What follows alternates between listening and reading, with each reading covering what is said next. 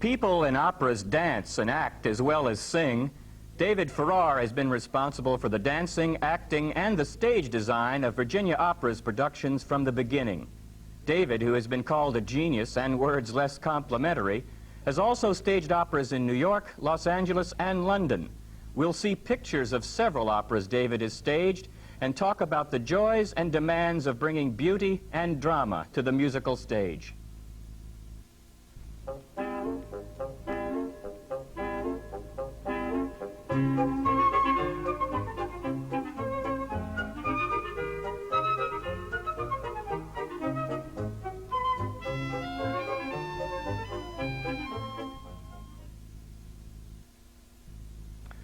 When I said that David Farrar had directed the first production of the Virginia Opera Association, that first La Boheme, I meant that. He's been with the VOA from the very beginning.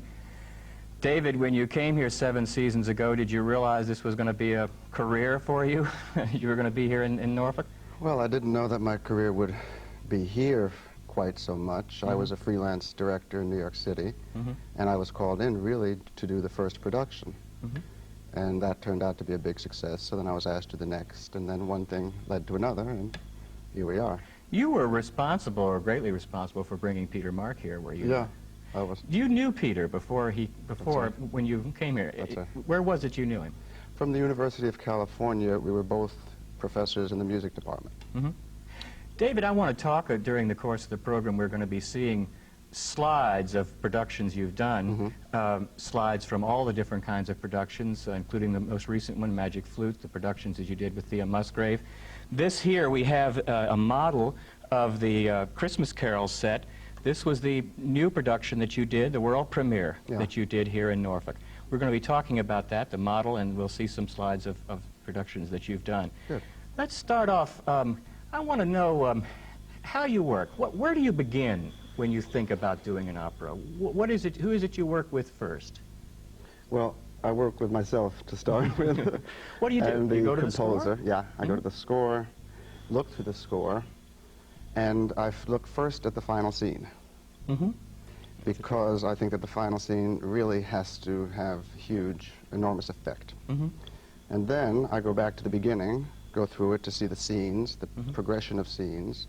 And I like especially to see that in the music there is enough movement, enough atmosphere for me to create what I would like to see on the stage.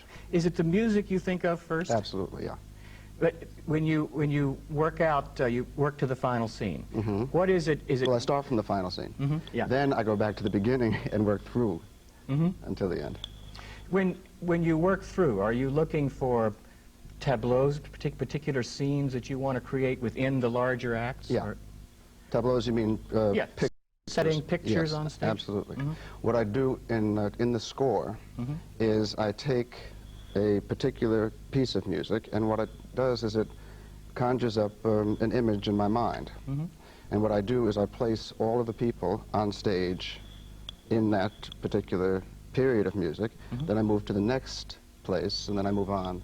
And that's the way I plan the blocking. Blocking meaning the positioning and the moves of everyone on stage. As I mentioned, we will be showing pictures of David's productions during the show, and Italian opera has figured very prominently in all of the VOA's production seasons from the very beginning. We will see a picture of Don Pasquale. There, Don Pasquale.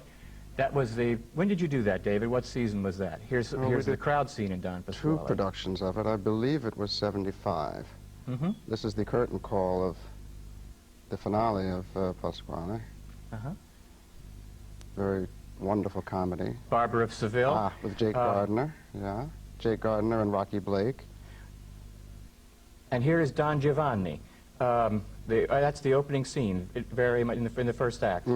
There's the death of the Commendatore. Yep, there it right is, there. dead on the floor. This was a beautiful production that you did.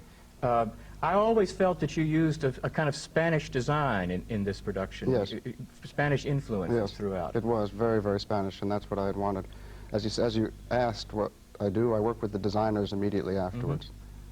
There's Don Giovanni. This is the final scene with the Commendatore, the visit of the ghost. La Boheme. That's Rodolfo in the last act of La Boheme. That's right. The death scene with Mimi dying there. And what is she handing her there, David? That's the muff to keep her hands yes, warm. to keep her hands warm, of That's course. right. And this is the final Beautiful composition picture. here. This is the final picture, yeah. Romeo and Juliet, I Montecchi e Cappelletti. Yeah, the death scene. And Traviata with Ashley. That's the opening scene of Act 1, the party scene. That's right. And here's Ashley in her big aria, Sempre Libera.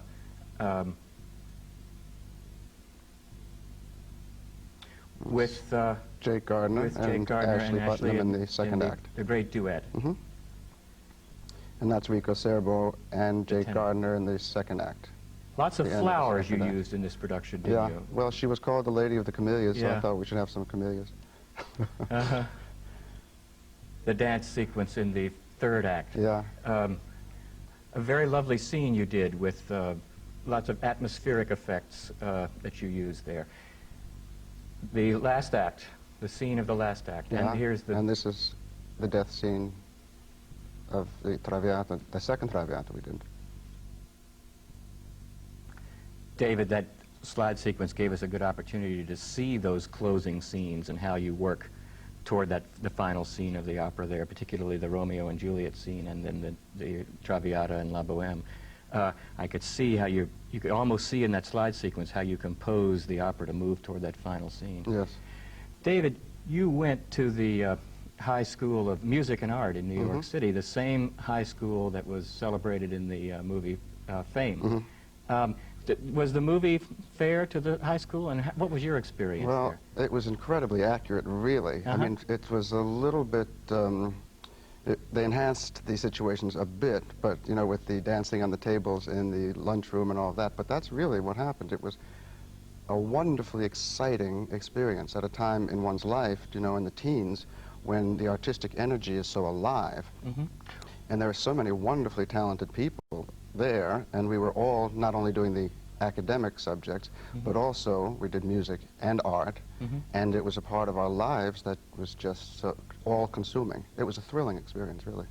What did you take when you were there? What was your specialty, music? Yeah, it was, and I entered as a pianist, and then I took bassoon while I was there and played in the orchestras and the chamber ensembles, and I took the whole battery of music history, music theory, composition, and wrote some fugues and some inventions and did some conducting, you know, that kind of thing.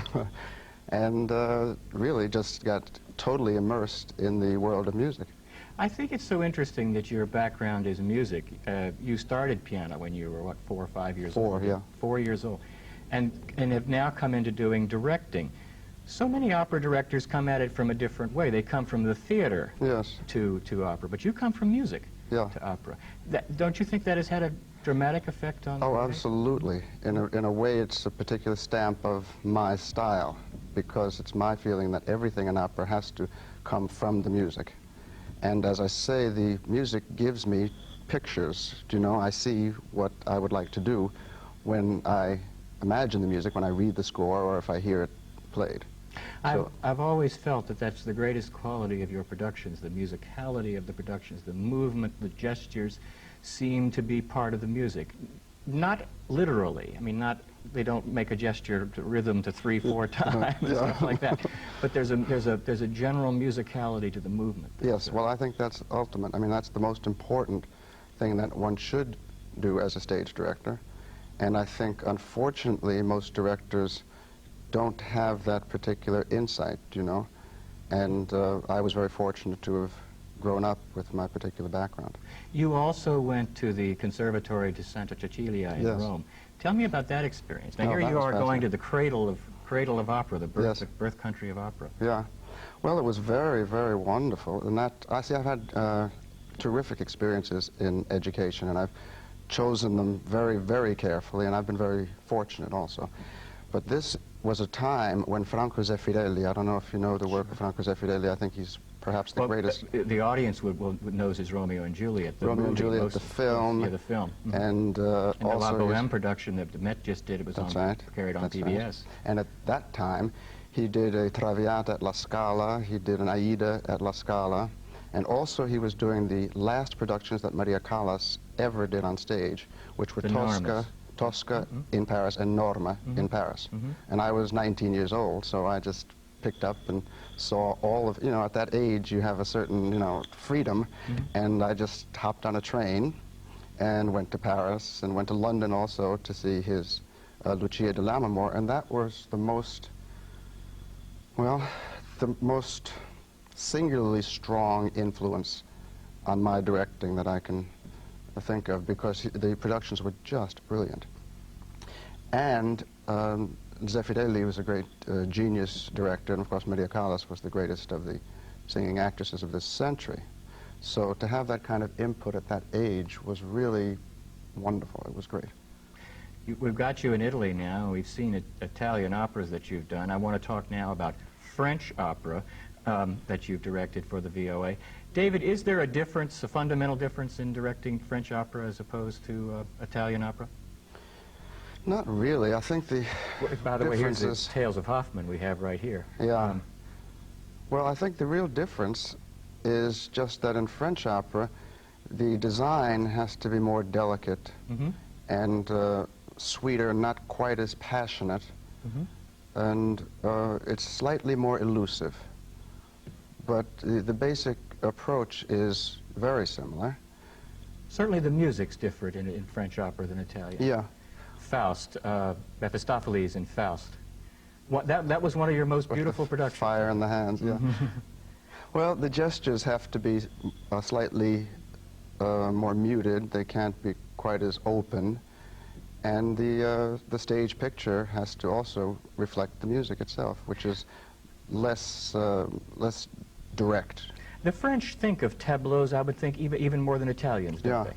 Well, in terms of designing it, as you'll see in this right now, it looks like a painting, and the designers and I go through, especially the French painters, to find really what we feel is appropriate for the opera that we're designing. And I spend a great deal of time in the spring, like for the Faust last year, April, we spent the entire month doing this. This is the final scene.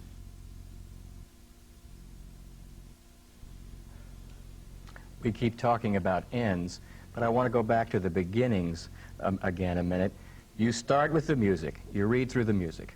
Then what's the next step, David, in putting together an opera? I mean, does this come next to the model, a model for the set? Surely it doesn't. You do other things before you get to a model, don't you? Yes. Well, the model, first I go to the designers. First I choose the designers because my final responsibility... Is that your choice? Yes, absolutely. I choose I have final responsibility for the choice of all the production staff and the artists, all of the designers. Then I go to New York, like right now, I go back to New York and begin to work on the design of the Fledermaus. And I speak with them and I tell them what I would like, and we have regular meetings, say 2 or 3 or 4 meetings a week in New York City.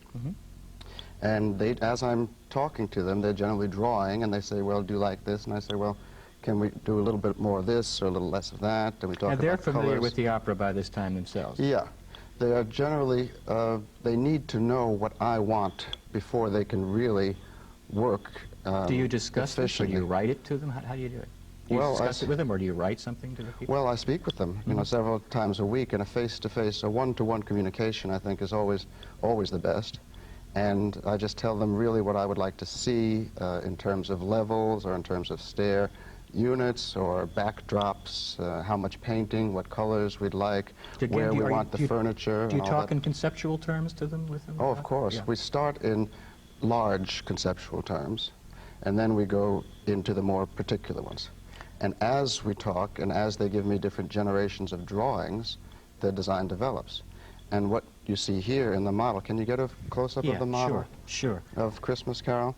This is the final result of my work with Miguel Romero in New York on this Christmas Carol design, which shows Scrooge's house right there on the inside, the office, and I don't know if you can see the spiral staircase over here that leads up to the top level, and this is the entrance here, and this level here was the street down there, so that we had both the outside and the inside, which of course is where the lighting designer comes into play, because the set had to be defined by the lighting designer in terms of this being the street, which is outside, and that being the office, which was inside.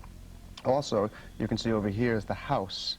This is his fireplace right there, and the screen that he sat in front of, and Marley's ghost photo there. And all of that has to be talked to in design meetings, of which we have several a week through the spring.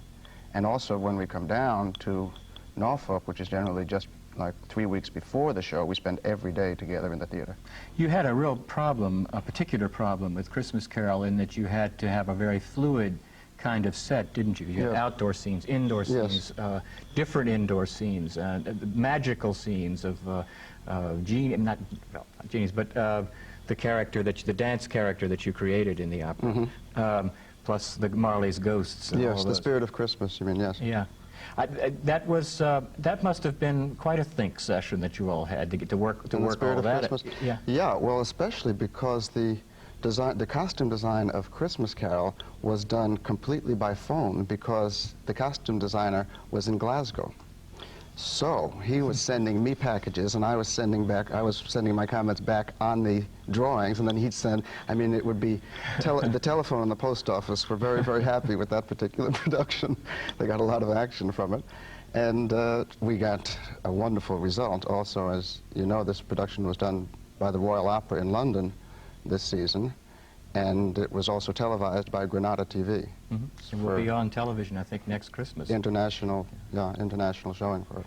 Now, that was the second Musgrave opera you did. You also did Mary Queen of Scots. You did the American premiere of Mary Queen of Scots here with the VOA 2 seasons before. There's Jake Gardner in the first scene, as Murray in Mary Queen of Scots in the very first scene. David, now you worked on this production in Scotland first before it was done here, but you changed a lot of things, didn't you? Well, actually I observed that production.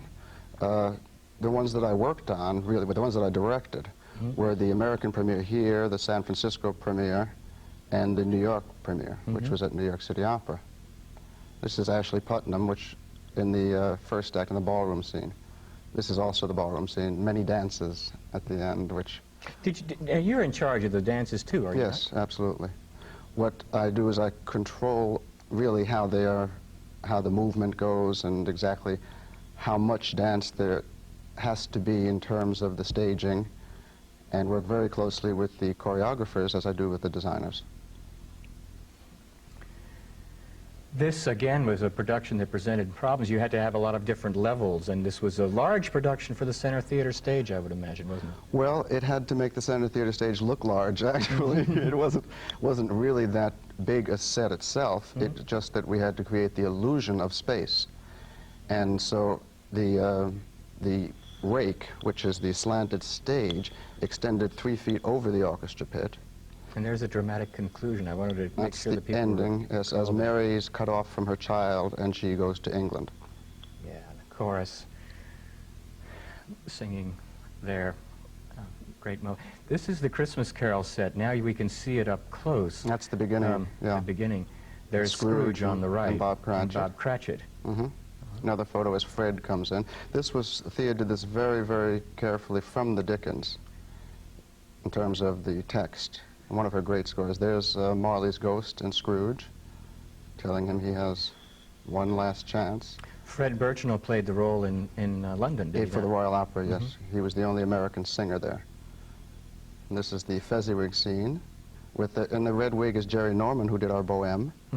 The very first Bohème. Yeah. And this is the Spirit of Christmas and Scrooge. And that's the Cratchit family. Here's one of your, this is kind of one of your tableaus here, isn't it? Yeah, one of your stage pictures that you create. That's right. The aria, I believe. This is his awakening scene. When he wakes from the dream. When he wakes up and realizes that he is actually alive and he has another chance to live his life. And this is the final scene where he takes that chance to bring presents, and there was a present for everybody in the party, and he has finally spent some money on his clothes, which was You changed the wonderful. colors for the final scene. Yeah. First time you got blues and whites in it. Yeah. Very this nice. Is Tiny Tim and Bob Cratchit. And that's the Spirit of Christmas with the exultant finale. Yeah, and we also added real whites to the final scene.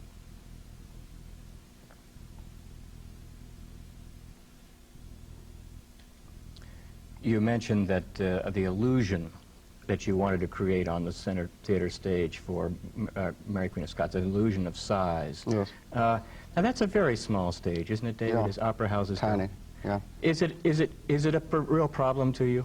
Yes. But it's also interesting to solve the problem. In other words, we have 27 feet of depth, really, which means from the front of the stage to the back wall, there are only 27 feet.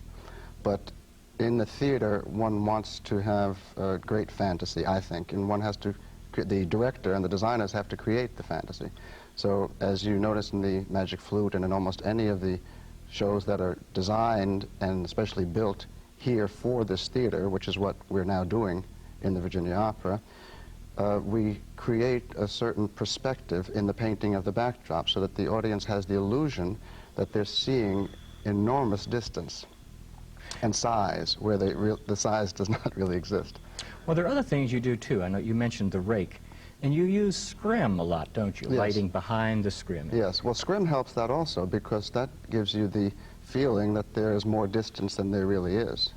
And it also creates a certain hazy quality which separates one from just straight reality, do you know? Mm-hmm. And my feeling is that it's the job of the theater to enhance reality. And that's the premise from which I work all the time. The limitation, what limitations does the Center Theater have as far as choice of operas? Are there certain operas that you feel that are just perhaps not possible? Sure, there are many of them. Most of the Wagnerian repertoire, Turandot by Puccini. I mean, you can't have a staircase that goes up, 50 feet with that kind of a limitation. But I think that we can do an enormous number of both standard repertoire and unusual operas that we haven't done. I have watched you work with singers. I remember watching you one day. It was actually several years ago. Since I review, you don't let me come to your rehearsals. I don't blame you. I don't want to in many respects. But I watched you work with singers, caught you working with singers one day, and you were practically down on the floor with them, as I recall. I mean, and you were talking about very psychological and intimate Yes. details, and Yes. you even had them improvise, Yes. as I recall, certain aspects. One doesn't normally think of an opera director working that way. Well, that's my special way of dealing with people. I feel that a one-to-one communication is absolutely essential. And also, each singer has particular qualities that need to be drawn out for a role and certain that need to be put into the background.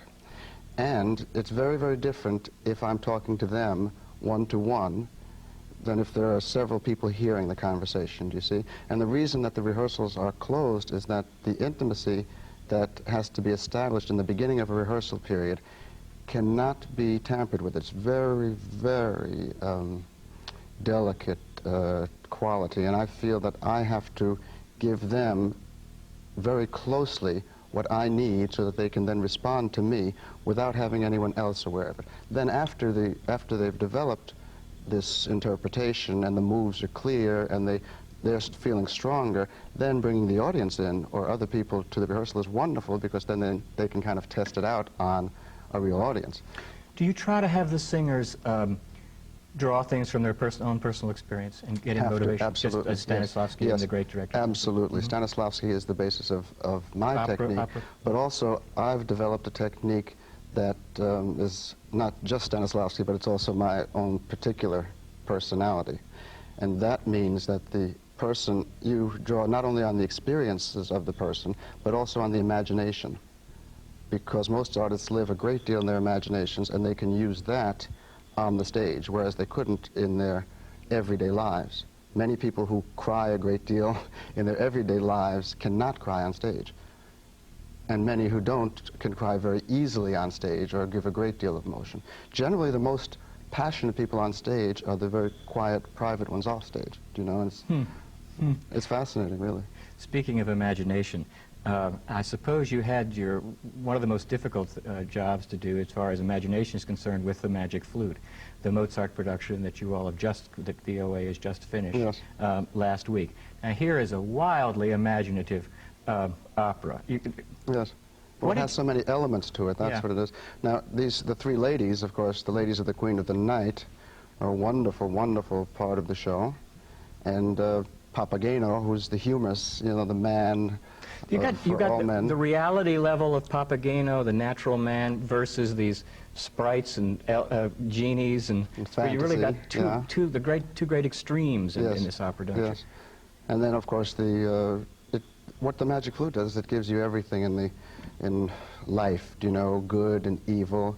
And, oh, this is the beautiful set for Pamina's Domain, with that wonderful arbor and the moon. You can see there a little bit how you achieve the depth Yes. on the stage there. It's just through painting. Yes. Painting the designs. And this is the old woman who turns into Papagena, the bird woman that Papageno has been looking for his whole life. Again, that's the opening, I guess, the opening. Yeah, this gives you more perspective. You see the temple in the background, and the Temple of Light is really where everyone would like to go. Some people are willing to pay the price and some aren't. And those are the genie there on the right. The genies in Tamino. What is that they're carrying, David? Palm leaves. Palm leaves. This is Tamino, who finally does, because he sacrifices and goes through the trials, find his way into the Temple of Light, which is the domain of Sarastro. That's Sarastro there. So it's really a progression from darkness into light, into the sun. And you lit it that way, I guess. Yes, absolutely. Throughout the show, yes. throughout the program. So one got greater and greater light yes. as the opera went on. More than any opera you did, this opera counted on scene painting, didn't it? Yes. Particularly the background. Yeah, well, that's what I felt when I first began to work on the design of it. The flute was scenically brilliant, and I felt that that's what we had to do in order to make it successful. And you've just finished the Magic Flute, only a matter of a few days ago, and now you're already starting planning for next year. Tell me, what are the operas for next year? I hope we've piqued some people's curiosity. We begin with Fledermaus, then we do Amahl and the Night Visitors, which is our holiday production for Christmas, Macbeth for the winter, and The Elixir of Love for the closing. And I go right now, in fact next week, to New York to design the shows, because the first has to be finished in April, and the next in May, the next in June, and in July they all have to go into the shops to be constructed. David, aren't you going to do another production somewhere else? Yeah, I take off part of May and go to Los Angeles to do Butterfly. What Butterfly is that of yours? It's my fifth new production of Madame Butterfly, yeah. Your fifth new production of Madame Butterfly? Yes. It's still exciting to you? Always is, yeah. Each time it gets better. I feel more excited about it. David Farrar, thank you very much for being my guest today. My pleasure, Tim.